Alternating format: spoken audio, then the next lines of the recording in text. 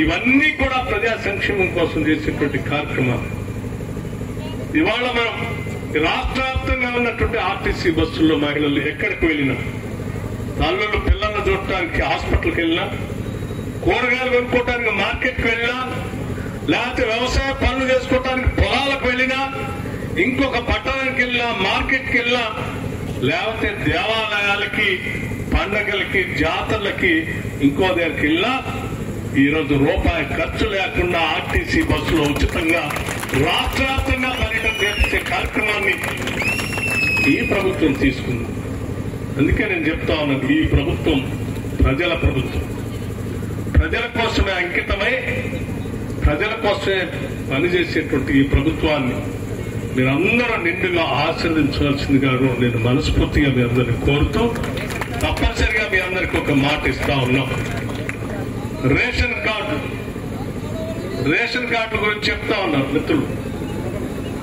10 సంవత్సరాలు ఎప్పుడు రేషన్ కార్డులు ఇవ్వాలని, 10 సంవత్సరాలు రేషన్ కార్డులు ఇవ్వలే. ఇవాళ చూడండి, గతంలో ఉన్న రేషన్ కార్డులు తొలగిస్తే ఇవాళ రాష్ట్ర వ్యాప్తంగా రేషన్ కార్డులు పెద్ద ఎత్తున అర్హత ఉన్నటువంటి వాళ్ళందరికీ ఇచ్చి సందర్భంగా సంక్షేమం ఈ ప్రభుత్వం, ప్రజల సంక్షేమం ఈ ప్రభుత్వం యొక్క ప్రాథమిక కర్తవ్యం. పాలన మా బాధ్యత, అభివృద్ధి మా ముందు చూపు.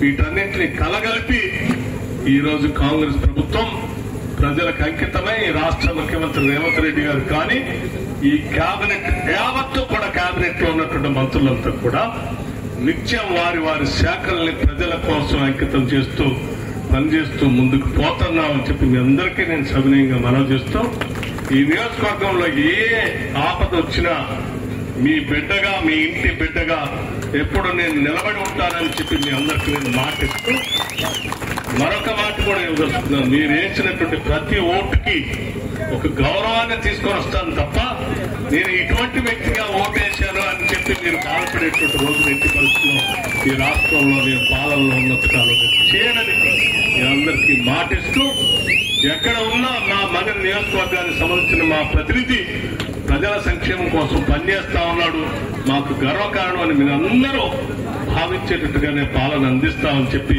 మీ అందరికీ నేను సవినయంగా మరొకసారి నమస్కరిస్తూ ముగిస్తా ఉన్నాను.